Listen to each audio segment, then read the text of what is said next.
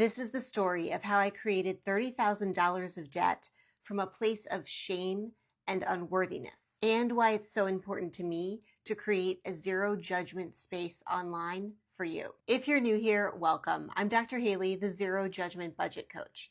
And if you've been here a while, just know that this video is going to include some information that I don't typically share. So today I was writing an email, and maybe some of you already received it, and I mentioned that this is a zero judgment space. It made me start thinking about and remembering the emotions that I was going through and what life was like when I was trying to pay off debt.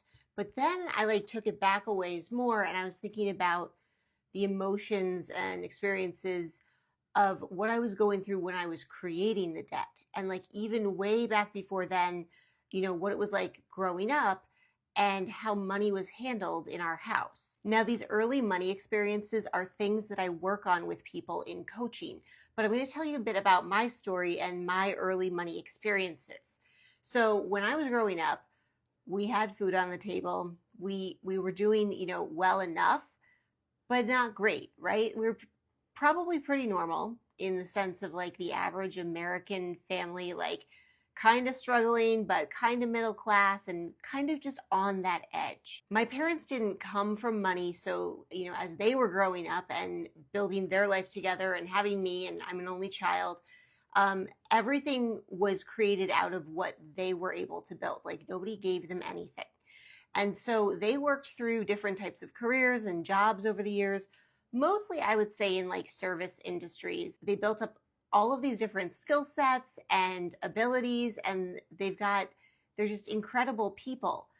But they didn't go to college. They didn't graduate from college. And so as our world turned into what it was in the 90s and the 2000s, and more jobs were, higher paying jobs were going to people who had college degrees, they were kind of just in their track of what they had built their careers on and in their trades. Now, I didn't think anything of this because this was just normal to me. This was life. And I would say probably most of my friends had parents who were somewhat similar, or, they worked for a company and worked there 30 years. Nobody thought anything of it until I went to college. For my undergrad, I moved to Massachusetts and went to Mount Holyoke, and it was one of the best experiences of my life. Absolutely love Mount Holyoke, wouldn't trade it for the world, and I'm super grateful that I was given financial aid and assistance in order to make it possible to attend a college like that. But I will never forget the day when I had this experience in a class and I thought, I don't belong here. So I was in this Spanish class and I had to take it for my language requirement, and it's the only class I got a C+ in, and that's another story for another time.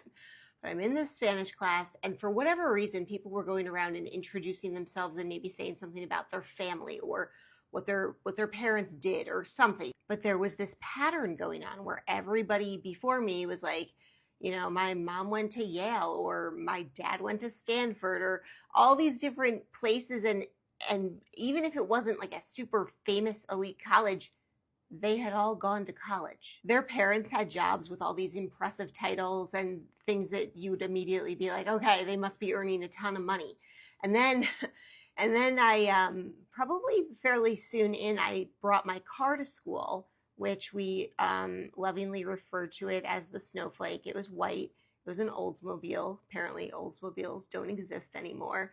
This car was the classic first car experience where, something was always going wrong. I think we got it for maybe $500 from someone we knew. It actually had one of those digital dashboards, which is now the standard, right? But this was, I think, 91 or 92. So the dashboard was electronic, and there was a short in it. And so I'd be driving down the highway, and then suddenly the dashboard would go out, and I had no idea how fast I was driving. So I had to get really good at knowing, am I under the speed limit or not? And then it was a game, because when it would come back on, I would be look, I was right, or I was within 3 or whatever. So anyways, I had this really old car, but I needed it in order to go to my work study, where I could earn money at local schools, because I was already starting to work in education. And so I had to park in the student parking lot.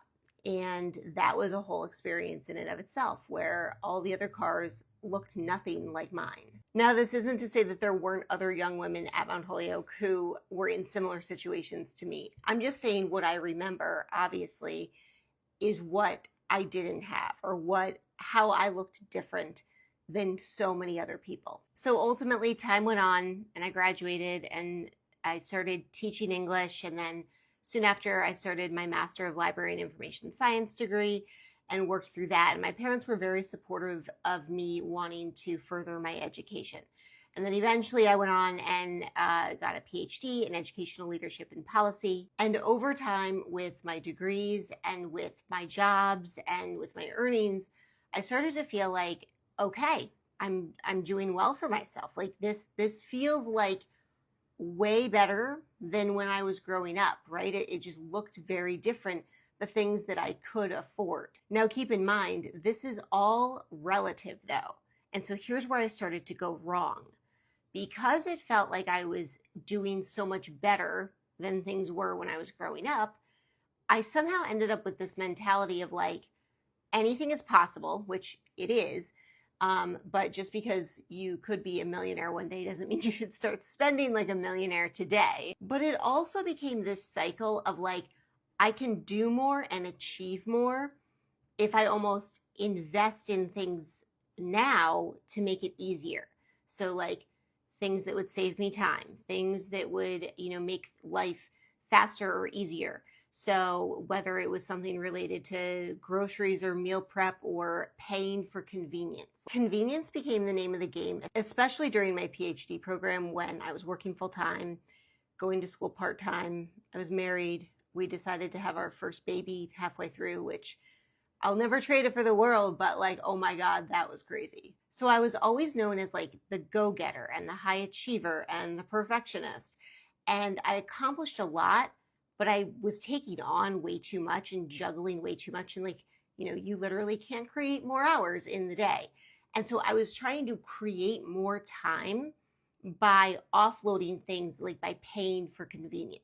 And then of course there was the other factor that like, I was super stressed out. And so the impulse shopping, and like as online shopping became more and more of a thing, it was just became easier and easier to either hit buy now for convenience. Like, we don't even need to go to the store. I'll just buy it online and I'll throw all these other things in the cart. Or just like, I don't feel super comfortable right now. Like something is bothering me. We should have that. We should add that to the living room. This would look great in the kitchen. Like, all these things that were just, whenever I said, let's add this or let's do this, part of the problem at the time was my ex-husband was like, great idea, let's go. So neither of us did a great job of putting checks and balances in place. And if you've listened to all my other videos, you know that like the biggest issue out of all of this is that we weren't budgeting correctly. Like we weren't budgeting at all. We were making a list of bills. And so we had absolutely no idea what we could spend, what we had the money for, what we didn't have the money for. It was all just very murky in my mind because I didn't have anything to truly go on. But here's how this all ties back to the issues of shame and unworthiness. So as I explained in like the experience in the college classroom and where did your parents go to college, it was this experience of, I always felt like I was on the defensive, like defending my background or defending that I was worthy of being in the room, right? Worthy of being at the table, that I had a voice and that, I was worthy of being listened to. And money starts to play a role in that because you can very easily convince yourself, if you're in that situation, if that's like your background, that spending more on things to make yourself look, wow, that's very windy outside. Spending more on things to make yourself look like you're successful, to feel like you're successful. Like successful people have a lawn care service or I don't even know that we did, but like it just felt like the stuff that we started paying for and doing just felt more in alignment with like, this is the life I want to be living. This is the life I want to believe I deserve to be living, although maybe I don't believe it yet. Like that was the mindset then. So let me just like get started and I'll just like start buying the stuff and doing the stuff. And then if I'm doing the stuff and I have the stuff, I'm going to start embodying it and feeling like I am worthy of it, right? And so I was doing everything backwards financially. And it was also that relentless dopamine cycle of like, let's try this. And then I tried it and I spent the money on it, I did it, and then it would like wear off, right? You'd be like, well, that's not that exciting anymore. That doesn't feel as good anymore. It's not quite doing the trick. And you're like, well, maybe I'll just try this other thing.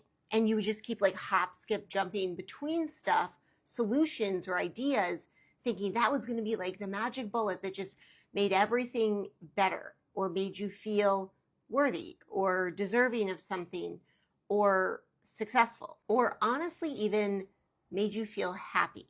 Because I spent a lot of time chasing happiness because I spent a lot of time stressed out over like doing homework and doing dishes and taking care of the baby, and like doing all this other stuff for other people, and very little time on me and stuff that truly made me happy. Not to say that taking care of my kid didn't make me happy, but I know you know what I mean. So all of those experiences that I had, like, and there's lots more, I'm sure, that, you know, over time, piece by piece, we have like these, like the drop in the bucket of the experience or the, like the look from someone or that comment where you start to like, it erodes your own sense of how you feel about you and if you feel like you deserve a place in the room.